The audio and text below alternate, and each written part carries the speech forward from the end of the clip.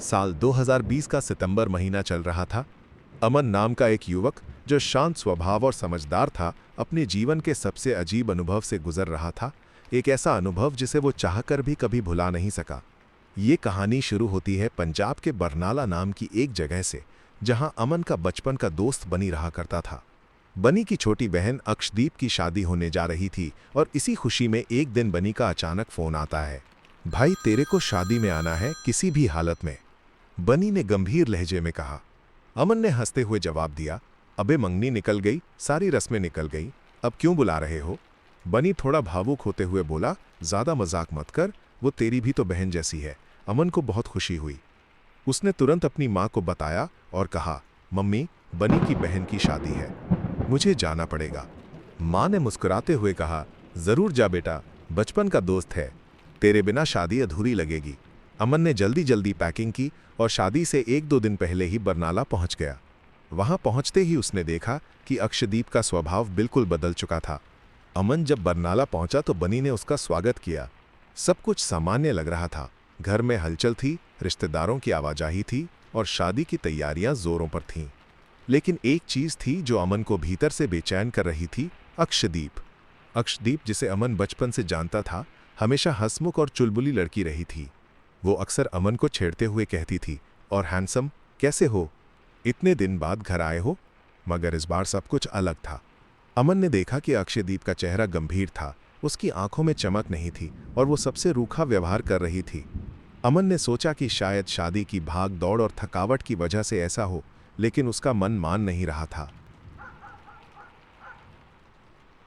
एक शाम अमन ने धीरे से पूछा, अक्षदीप, सब ठीक है ना? तुम जबरदस्ती तो ये शादी नहीं कर रही? बनी ने तुरंत हंसते हुए कहा, क्या बात कर रहा है पगले, ऐसा कभी होगा क्या हमारे घर? ये लड़की खुद ही इस शादी के लिए तैयार हुई है। अमन ने फिर भी सच्चाई जानने की कोशिश की। बनी ने बताया, जिस लड़के से अक्षदीप की शादी हो रही है उसका नाम रमन है। पहले रमन की शादी अक्षदीप की फ्रेंड सोनल से तय हुई थी, लेकिन सोनल की एक रोड एक्सीडेंट में मौत हो गई। उसके बाद खुद अक्षदीप ने कहा कि वो रमन से शादी करना चाहती है। रमन भी राजी था, तो हमने रिश्ता तय कर दिया। ये सुनकर अमन चुप हो गया, लेकिन उसके भीतर कई सवाल उठने लगे।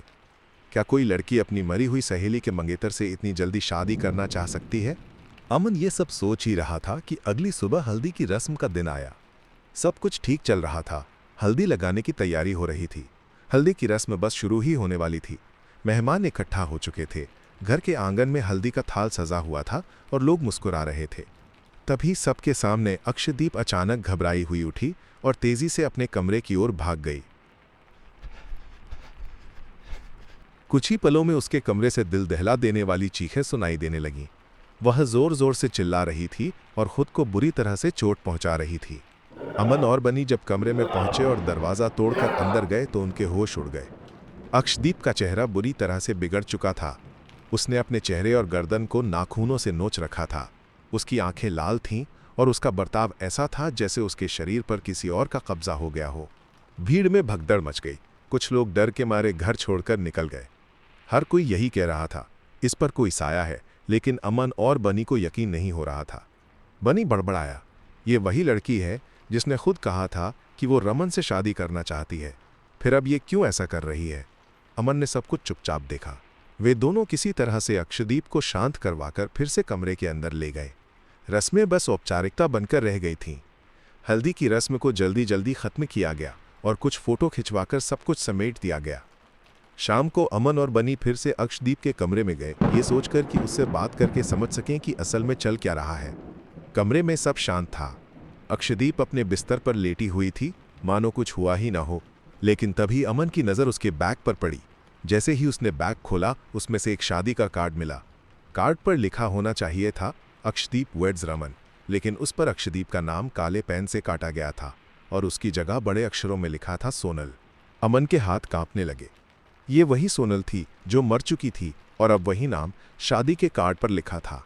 अमन डर के मारे वो कार्ड चुपचाप अपने पास रख लेता है। वो जानता था, अगर अभी बनी को बता दिया तो शादी ही नहीं, सब कुछ बिखर जाएगा। उसी रात अमन के साथ कुछ ऐसा होता है जो उसकी जिंदगी बदल देता है। रात का समय था। चारों तरफ सन्नाटा छाया हुआ था। अमन शादी के घर में अपने कमरे में अकेला बैठा हुआ था। मन में डर, उलझन और बेचैनी थी। वो बार बार वही शादी का कार्ड देख रहा था जिस पर अक्षदीप का नाम काटकर सोनल लिखा गया था। अचानक उसके कमरे का दरवाज़ा धीरे से खुलता है और अंदर आती है अक्षदीप। लेकिन इस बार वो वही अक्षदीप नहीं थी जिसे अमन जानता था। उसकी चाल, उसकी नज़रें, उसकी आवाज़, सब कुछ बदल चुका था। वो धीमी आवाज़ में बोली, तू जब से यहाँ आया है सब कुछ गड़बड़ हो गया है। तू जान गया है ना कि मैं कौन हूँ। अब तू यहाँ से चला जा, वरना मैं तुझे मार डालूंगी। अमन स्तब्ध रह गया। उसके शरीर से जैसे जान निकल गई थी। वो वही लड़की थी जिसे वो छोटी बहन मानता था और अब वो खुलेआम जान से मारने की धमकी दे रही थी। इतना कहकर अक्षदीप कमरे से चली गई। लेकिन अमन पूरी रात उस कमरे में उसी बिस्तर पर डर के साए में बैठा रह गया। न नींद आई न चैन। सुबह होते ही अमन 3 किलोमीटर दूर एक पुराने हनुमान मंदिर पहुंचा। वहां उसने पुजारी को पूरा किस्सा बताया। सोनल, शादी का कार्ड, अक्षदीप का बदला हुआ व्यवहार और रात की वो घटना। पुजारी ने गंभीरता से उसकी बात सुनी, फिर मंदिर के अंदर से एक विशेष माला निकाल कर दी और कहा, बेटा इस माला को जाकर अक्षदीप के गले में डाल देना, तभी तुम देख पाओगे कि उसकी आत्मा कौन है। अमन माला लेकर घर लौटने के लिए निकला ही था कि अचानक एक गाड़ी ने उसे जोरदार टक्कर मार दी। वो जमीन पर गिर पड़ा। गाड़ी वाला उसे तुरंत नजदीकी अस्पताल ले गया। बिस्तर पर पड़े अमन को होश आया तो उसके सामने वही गाड़ी वाला खड़ा था। अमन ने डरते डरते उससे सब कुछ कह दिया। वो आदमी ध्यान से सब सुनता रहा और फिर बोला, तू अक्षदीप की बात कर रहा है ना? उसकी शादी मुझसे हो रही है। मेरा नाम रमन है। अमन का शरीर सुन्न हो गया। फिर रमन ने कुर्ता उठाया। अंदर एक पिस्टल लगी हुई थी। वो बोला, अगर तूने ये बात किसी और को बताई तो मैं तुझे जान से मार डालूंगा। मुझे पता है सोनल अब भी जिंदा है।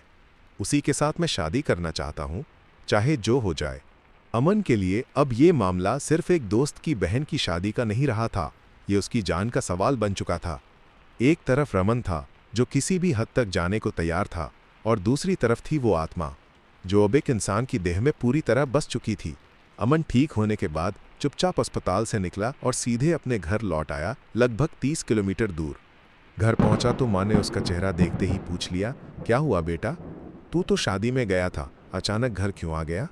माँ, जो माँ काली की बड़ी भक्त थी, अमन को मंदिर वाले कमरे में लेकर गई और सख्त लहजे में बोली, सच सच बता, तुझे क्या हुआ है? अमन अब और कुछ छुपा नहीं सका। उसने बच्चे की तरह रोते हुए अपनी माँ को पूरी कहानी सुना दी। सोनल की आत्मा, अक्षदीप का व्यवहार, शादी का कार्ड, मंदिर की माला और रमन की धमकी तक। माँ ने गंभीरता से सब सुना और फिर कहा, बेटा तू काली माता की शरण में है, अब तुझे डरने की जरूरत नहीं। अभी के अभी बनी को फोन मिला और उसे सब सच बता। अमन डर रहा था। रमन की धमकी अब भी उसके कानों में गूंज रही थी, लेकिन माँ के समझाने पर उसने हिम्मत जुटाई और बनी को कॉल किया। भाई, वो लड़की तेरी बहन नहीं है, उसमें सोनल की आत्मा है, अमन ने कांपती आवाज में कहा। बनी पहले तो चौंका, फिर हंसने की कोशिश की, अबे क्या बकवास कर रहा है तू? लेकिन अमन ने कहा, तू हनुमान मंदिर जा, वहां के पंडित को सब पता है। तू माला ले और अपनी बहन के गले में डाल, बस तू देख लेना, सच्चाई खुद सामने आ जाएगी। बनी, जो खुद हल्दी वाले दिन अपनी बहन की हालत देख चुका था, अब पूरी तरह उलझ चुका था। उसने बिना देर किए मंदिर का रुख किया। पंडित ने उसे पहचान लिया और कहा, 3 दिन पहले एक और लड़का आया था, ठीक यही बात बताने, हम जानते हैं क्या करना है। पंडित ने उसे विशेष मंत्रों से अभिमंत्रित माला दी और सख्त हिदायत दी कि वो इसे सीधे जाकर अक्षदीप के गले में पहना दे, बिना किसी को कुछ बताए। बनी अब किसी भी कीमत पर अपनी बहन की जान बचाना चाहता था। उसने घर लौटते ही पूरी योजना अपने परिवार को बताई। फिर वे सब लोग अक्षदीप के ससुराल की ओर रवाना हो गए, वहां जहां कहानी का सबसे खौफनाक मोड़ उनका इंतजार कर रहा था। बनी अपने परिवार के साथ तेजी से अक्षदीप के ससुराल पहुंचा। वहां पहुंचते ही जो बात उन्हें पता चली, उसने सबके पैरों तले जमीन खींच ली। ससुराल वालों ने घबराकर बताया, आपकी बेटी बिल्कुल ठीक नहीं है। वो रात को उठकर जोर जोर से चिल्लाती है, दीवारों से सिर टकराती है और ऐसा लगता है जैसे कोई उसे बुरी तरह मार रहा हो। उस वक्त रमन ऑफिस में था। बनी सीधा उस कमरे में पहुंचा जहां अक्षदीप मौजूद थी। दरवाजा खोला गया और जो नज़ारा सामने आया वो किसी भयावह सपने से कम नहीं था। अक्षदीप जमीन पर बैठी हुई थी, बाल बिखरे हुए, आंखें लाल और शरीर कांप रहा था।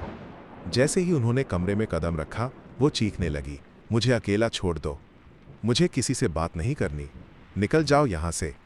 पर बनी अब रुकने वाला नहीं था। वो बातों में लगाकर किसी तरह उसकी गर्दन तक पहुंचा और झट से माला उसके गले में डाल दी। बस फिर क्या था, जैसे किसी तूफान का ताला खुल गया हो। अक्षदीप जोर जोर से चिल्लाने लगी। उसके हाथ पैर मुड़ने लगे, आंखें पलट गईं और वो कमरे में इधर उधर दौड़ने लगी। उसने कमरे में रखी लेड फोड़ दी, अलमारियां तोड़ दी और जो कुछ भी उसके हाथ में आया वो फेंकने लगी। उसने पंडित पर हमला किया। पंडित जी ने तुरंत कहा, इसे बांधो, जल्दी बांधो, वरना देर हो जाएगी। परिवार वालों ने किसी तरह हिम्मत जुटाकर उसे काबू में किया। फिर पंडित ने यज्ञ शुरू करवाया। 3 से 4 घंटे तक लगातार मंत्रों का जाप, हवन और पूजा होती रही। आखिरकार जैसे ही यज्ञ पूरा हुआ, अक्षदीप अचानक शांत हो गई। उसकी सांसें सामान्य हुईं, चेहरा सीधा हुआ और आंखें खुली। ये कहाँ हूं मैं? उसकी आवाज़ अब वही पुरानी थी, मासूम और सीधी। उसे कुछ याद नहीं था। उसे ये तक याद नहीं था कि उसकी शादी हो चुकी है।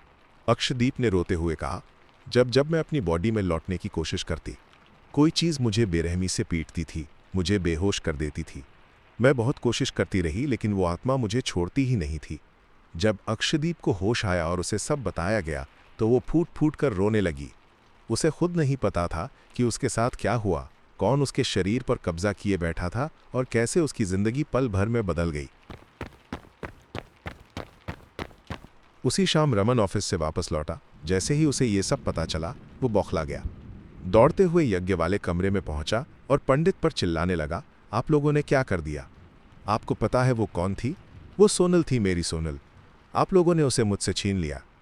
पंडित ने शांत भाव से उसे बैठाया और गंभीर स्वर में कहा, बेटा, ये शरीर किसी और का था।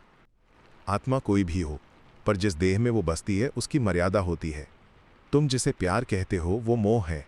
आत्मा का मोह कभी किसी की जिंदगी को सुख नहीं देता। रमन, जो अब भी सोनल के प्रभाव में था, खामोश होकर बैठ गया। पंडित ने आगे समझाया, अगर तू इस आत्मा से शादी करता तो न वो तुझे चैन से जीने देती और न कभी बच्चा होने देती। उसका उद्देश्य तुझसे प्यार नहीं, तुझे अपने साथ ले जाना था। ये बात सुनते ही रमन की आंखों में पानी भर आया। वो अंदर से टूट चुका था। बनी, जिसने अपनी बहन को इतना कुछ झेलते देखा था, अब और सहन नहीं कर पाया। उसने रमन के खिलाफ पुलिस में केस दर्ज करवाया। तुम्हें सब पता था, फिर भी तुमने हमारी बहन की जान को खतरे में डाला। आज भी वो केस कोर्ट में चल रहा है। लेकिन इस पूरी घटना में सबसे ज्यादा असर हुआ अमन पर। वो तो सिर्फ एक दोस्त था जो एक शादी में शामिल होने गया था, पर वहां जो देखा, जो सहा, वो आज तक उसके जहन में जिंदा है। अमन ने बताया, भाई, मैं आज भी डिप्रेशन की दवाइयां खा रहा हूं। वो लड़की, वो चेहरा, वो आंखें आज भी मेरे सपनों में आ जाती हैं। उसने कहा, उस वक्त अगर मेरी मां ना होती तो शायद मैं ये सब झेल नहीं पाता। अक्षदीप अब अपने माता पिता के पास सुरक्षित है। वो धीरे धीरे जीवन में वापस लौट रही है। बनी और उसका परिवार अब भी उस हादसे से उबरने की कोशिश कर रहे हैं। और अमन, वो आज भी इसी डर के साथ जी रहा है कि कभी फिर से कोई आत्मा किसी मासूम की जिंदगी पर कब्जा ना कर ले।